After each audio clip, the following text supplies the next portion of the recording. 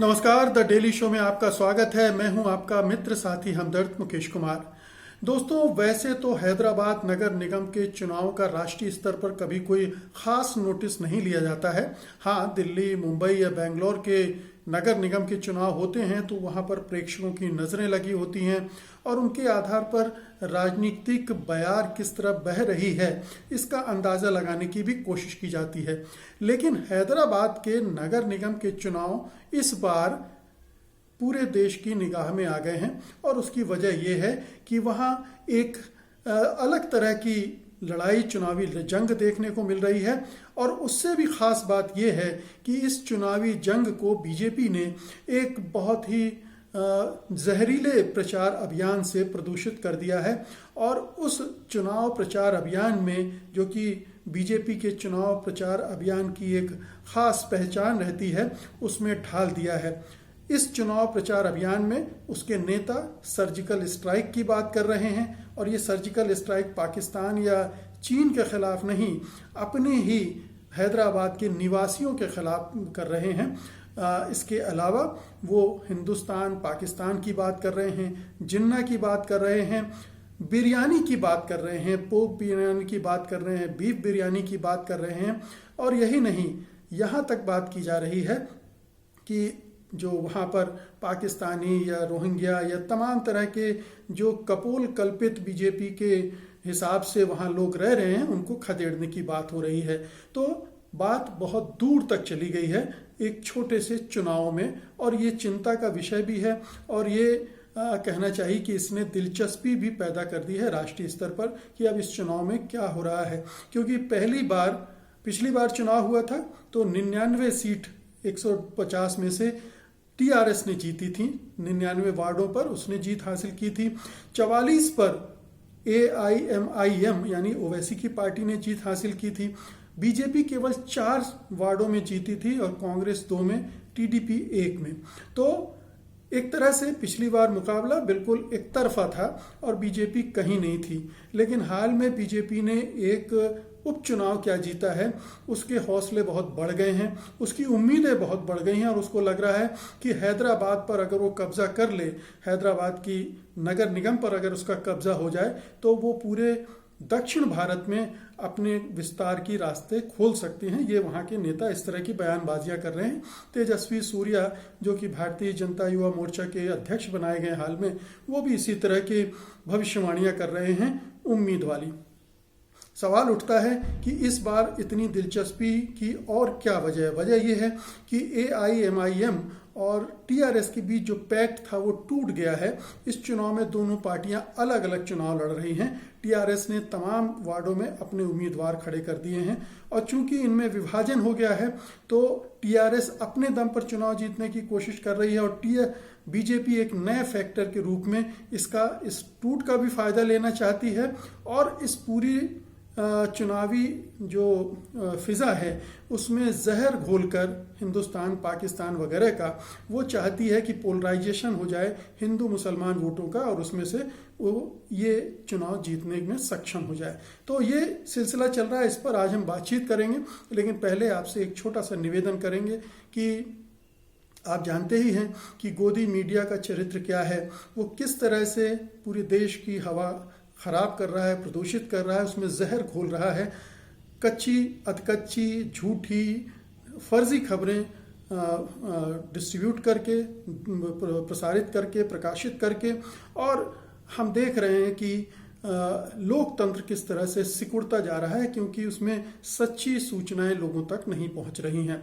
ऐसे में ज़रूरी हो जाता है कि स्वतंत्र पत्रकारिता का साथ दिया जाए, उसकी ताकत बना जाए। सत्य हिंदी की सदस्यता योजना इसी दिशा में एक बड़ा कदम है। इसमें योगदान देकर आप स्वतंत्र पत्रकारिता को मजबूती प्रदान कर सकते हैं। इसके लिए इस वीडियो के साथ दिए गए डिस्क्रिप्शन में जाइए, उसमें एक लिंक है, उसको क्लिक कीजिए। क्लिक करने से सदस्यता योजना के बारे में पूरी इन्फॉर्मेशन आपके सामने होगी और आप उसमें से अपने लिए एक सदस्यता चुन सकेंगे। हमें उम्मीद है कि आप सत्य हिंदी को बढ़ावा देने के लिए, प्रोत्साहन देने के लिए ये कदम ज़रूर उठाएंगे। तो वापस लौटते हैं कि बीजेपी इस चुनाव अभियान में जिस तरह से इस चुनाव को लड़ रही है वो क्या कहता है। बीजेपी ने पूरी ताकत झोंक दी है, इसमें कोई दो मत नहीं है, क्योंकि केंद्रीय स्तर के मंत्री तक वहां चुनाव लड़ने पहुंच गए, चुनाव लड़वाने पहुंच गए हैं। स्मृति ईरानी प्रचार कर रही, केंद्रीय मंत्री अगर प्रचार कर रहे हैं एक स्थानीय निकायों के चुनाव में, तो आप सोच सकते हैं कि बीजेपी इस चुनाव को कितना महत्व दे रही है। हालांकि जब से मोदी और शाह ने बीजेपी की कमान संभाली है, वो हर चुनाव में अपनी पूरी ताकत छोड़ देते हैं, चाहे वो छोटा चुनाव हो चाहे बड़ा चुनाव हो। उसमें धन बल, बाहुबल, मीडिया बल और जितने भी तरह के बल होते हैं वो इस्तेमाल किए जाते हैं। सीबीआई, ईडी वगैरह भी इसमें काम लगाए जाते हैं। तो इस बार चूंकि टीआरएस ने भी कमर कस ली है, वो भी आर पार की लड़ाई लड़ने के मूड में है इस बार, क्योंकि उसे भी लग रहा है कि अगर बीजेपी ने यहाँ घुसपैठ की तो उनके लिए एक बड़ी चुनौती खड़ी हो जाएगी। हिंदू मुसलमान का खेल अगर राज्य में शुरू हुआ तो फिर किसी दूसरी पार्टी के लिए बड़ी दिक्कत आएगी। और इसीलिए अभी तक वो जो AIMIM के साथ थे, पिछला चुनाव साथ में लड़ा उन्होंने विधानसभा का, और सरकार में भी AIMIM शामिल है। अब चूंकि ओवैसी के साथ होने से उन पर एक मुस्लिम परस्ती का लेबल लग रहा था, इसलिए उन्होंने उसको अलग किया, क्योंकि बीजेपी के लिए बहुत आसान हो जाता है कि जो ओवैसी के साथ होगा उसको मुस्लिम परस्ती का लेबल लगाकर और हिंदुओं में प्रचारित करके और हिंदुओं के वोट बैंक को कंसोलिडेट करती है और अपना चुनाव लड़ती है।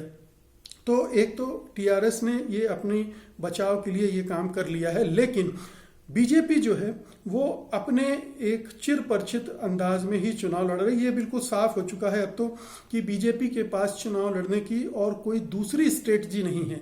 यानी वो विकास पर चुनाव नहीं लड़ सकती है, वो करप्शन के मुद्दों को उठा के चुनाव नहीं लड़ सकती है, वो कुशासन के मसले को उठा के चुनाव नहीं लड़ सकती है, न जीत सकती है।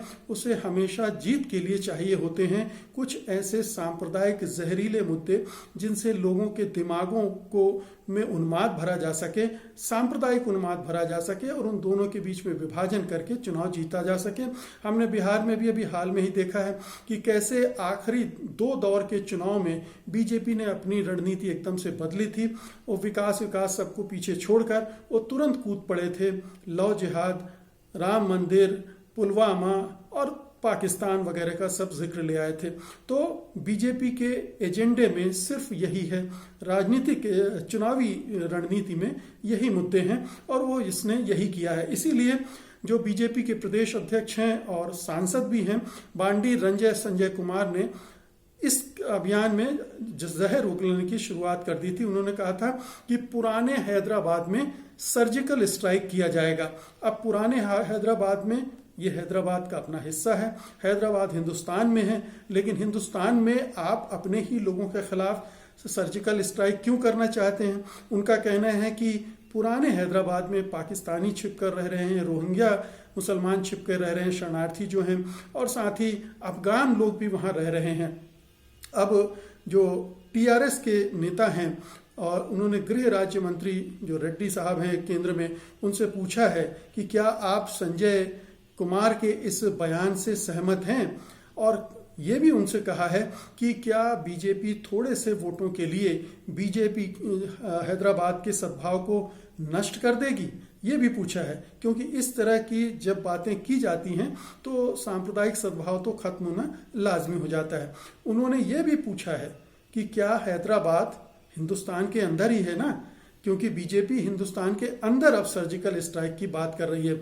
ओवैसी ने सीधे इस पर चैलेंज देते हुए कहा कि 24 घंटे के अंदर बताइए कि हैदराबाद में कितने विदेशी हैं, कितने रोहिंग्या हैं, पाकिस्तानी हैं, अफगान हैं, लेकिन उसका कोई जवाब अभी तक नहीं मिला है। उन्होंने ये भी पूछा है कि पाकिस्तान के खिलाफ तो सर्जिकल स्ट्राइक की बात करती है बीजेपी, लेकिन चीन के खिलाफ नहीं सर्जिकल स्ट्राइक कर रही। उसने हमारी ज़मीन पर कब्जा भी कर रखा है और उसके खिलाफ सर्जिकल स्ट्राइक या लड़ाई करने के बजाय वो हैदराबाद पर सर्जिकल स्ट्राइक कर रही है। तो इसका क्या मतलब है? उसे चीन के खिलाफ करना चाहिए। उन्होंने ये भी कहा है कि क्या बीजेपी पाकिस्तान और आतंकवाद जैसे मुद्दों के अलावा कोई और मुद्दे पर चुनाव नहीं लड़ सकती है? ये प्रश्न खड़ा किया है और ये वाजिब प्रश्न है। लेकिन वो वैसी भी बीजेपी की बी टीम है या बीजेपी की फोटोकॉपी हैं, इसलिए वो भी उसी तरह के मुद्दे उठाते रहते हैं। उन्होंने भी कहा बीजेपी से कि आप फला रेस्तरां में आकर बिरयानी खाइए, क्योंकि उस सब जानते हैं कि उस होटल में या रेस्तरां में एक ख़ास तरह की बिरयानी मिलती है, बीफ बिरयानी मिलती है, और इसलिए उन्होंने एक टीज़ किया, चिढ़ाया।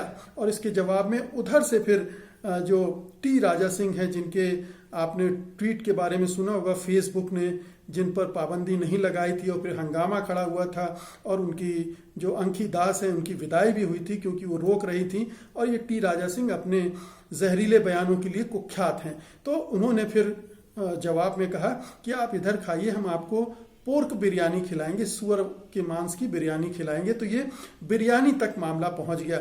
उधर जो तेजस्वी सूर्या हैं, उन्होंने ओवैसी को जिन्ना का नया अवतार घोषित कर दिया और कहा कि देश में इस्लामीकरण हो रहा है वगैरह वगैरह। तो एक छोटे से शहर के, महानगर के चुनाव को किस तरह से सांप्रदायिक रंग दे दिया गया। बीजेपी ने इसकी शुरुआत की, बीजेपी ने इस मामले को आगे बढ़ाया, इस तरह की बयानबाजियां की और इसकी फिजा को पूरा गर्म कर दिया, उन्माद से ग्रस्त कर दिया। अब उसको इस तरह के अभियान से कितना फायदा होता है ये देखने की बात होगी। लेकिन हैदराबाद चूंकि थोड़ा सा पोलराइज शहर है, हिंदू मुस्लिम की आबादी में एक ऐसा अनुपात है कि जहां थोड़ा सा टेंशन बढ़ने पर स्थितियां बिगड़ती भी हैं। कई दंगे भी वहां हो चुके हैं। तो ऐसी सूरत में बीजेपी को ये एक अच्छा कहना चाहिए, उसकी जो नीतियां हैं उसके हिसाब से एक अच्छा प्लेटफॉर्म मिल गया है। लेकिन ये सवाल पूछा जाना चाहिए बीजेपी के स्टेट यूनिट से, राष्ट्रीय यूनिट से, राष्ट्रीय अध्यक्ष से, इन सब से कि क्या आप चुनावी फायदे के लिए इस तरह के घटिया बयानबाजियों को इजाज़त देते हैं? क्या आप बढ़ावा देते हैं? क्या ये ठीक है कि हिंदुस्तान को सत्ता की लोलुपता के कारण इस तरह से सांप्रदायिक उन्माद में, सांप्रदायिक आग में झोंक दिया जाए? क्योंकि ये जो जहर फैल रहा है अंततः हैदराबाद तक तो सीमित रहेगा नहीं, और जो पहले दूसरे शहरों में या दूसरे राज्यों में बीजेपी ने किया है वो सब मिलकर इधर उधर जा ही रहा है। तो पूरा देश अंदर से बट रहा है। तो हैदराबाद जीतने के लिए इस तरह की नीतियों की, इस तरह की बयानों की क्या बीजेपी हाईकमान पुष्ट करता है? क्योंकि बीजेपी के हाईकमान ने कभी किसी को रोका नहीं है, बल्कि इस तरह के बयान देने वालों की पीठ ठोकी है, उन्हें पदोन्नति दी है, उन्हें महत्वपूर्ण जगहें दी हैं। तो जाहिर है कि ऊपर से सहमति के आधार पर ही हो रहा है, और ये पूरे संघ परिवार की रणनीति और राजनीति का हिस्सा ही है। इस तरह की हेट स्पीच को वो इस्तेमाल करते हैं चुनावी फायदे के लिए। लेकिन है ये पूरे देश के लिए, पूरी देश की राजनीति के लिए, समाज के लिए बहुत ही घातक है, और इसके बड़े ही दुष्परिणाम हमें आने वाले वर्षों में देखने को मिलेंगे। इसलिए अभी भी समय है कि इन्हें चेतना चाहिए, इन्हें रुकना चाहिए और ठहर कर सोचना चाहिए, क्या ये सही राजनीति है? क्या एक सकारात्मक राजनीति की बात करके सत्ता में आने वाली पार्टी का इस तरह से, पूरी तरह से सांप्रदायिक पार्टी में तब्दील हो जाना क्या ठीक है? तो दोस्तों, ये था आज का मेरा वीडियो हैदराबाद में जिस तरह की सांप्रदायिक राजनीति बीजेपी कर रही है उस पर। उम्मीद है कि आप इसे लाइक करेंगे, शेयर करेंगे। और अब मुझे अनुमति दीजिए। नमस्कार। सत्य हिंदी के और वीडियोस को देखने के लिए हमारे YouTube चैनल को सब्सक्राइब करें और सीधे नोटिफिकेशन पाने के लिए बेल आइकन दबाएं।